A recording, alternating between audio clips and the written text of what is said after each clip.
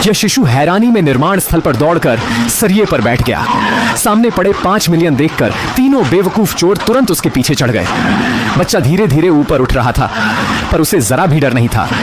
तीनों अपनी अपनी जगह पर तैनात थे, बस बच्चे के ऊपर आने का इंतजार कर रहे थे। मगर ऊपर आते ही तीसरा घबरा गया तो बड़े वाले ने उसे धक्का देकर आगे कर दिया। वह हल्की मुस्कान के साथ मानो अब सफल होने वाला था, लेकिन बच्चा भी हल्का मुस्कुराया। लग रहा था कुछ अजीब होने वाला है। अचानक सरिया उछलकर ऊपर चला गया और तीसरे की जान पल भर को अधर में लटक गई। बच्चा फिसलकर लिफ्ट के ऊपर पहुंचा, फिर फुर्ती से नीचे उतर गया। तीसरा तो गिरने ही वाला था। सौभाग्य से सरिया अभी ऊपर उठ रहा था और दूसरे ने समय रहते उसे पकड़ लिया।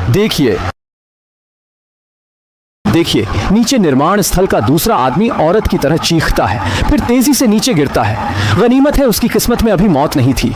लकड़ी के तख्ते ने उसे रोक लिया, मगर यह ज्यादा देर नहीं चला और वह फिर गिर पड़ा।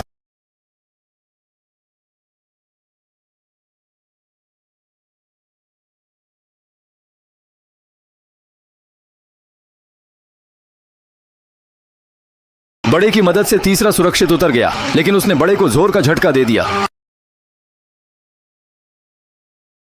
दो बेवकूफ चोर फिर पीछा करने लगे, लेकिन नीचे जाती लिफ्ट छूट गई और तीसरे ने छलांग लगाकर सीधे लिफ्ट के ऊपर गिर पड़ा।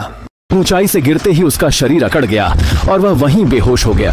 जैसे ही वह उठने लगा, लिफ्ट फिर चल पड़ी। सौभाग्य से वह होश में था। उसने फुर्ती से पानी की पाइप पकड़ ली।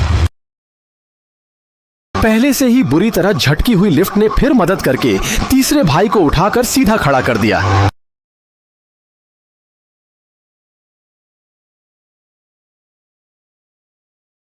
तीसरे भाई को अभी होश आया, तभी उसे पता चला कि आगे रास्ता नहीं। चीखकर वह फिर उड़ते हुए बाहर जा गिरा। यही तीसरा भाई खेल से बाहर हो गया और उसी वक्त बड़े ने उस लड़के को देख लिया। बड़े की धमकी पर लड़का हल्की मुस्कान के साथ किसी की परवाह के बिना रेंगते हुए आगे बढ़ गया, जबकि बड़ा चालाकी में चारों खाने चित गिर पड़ा।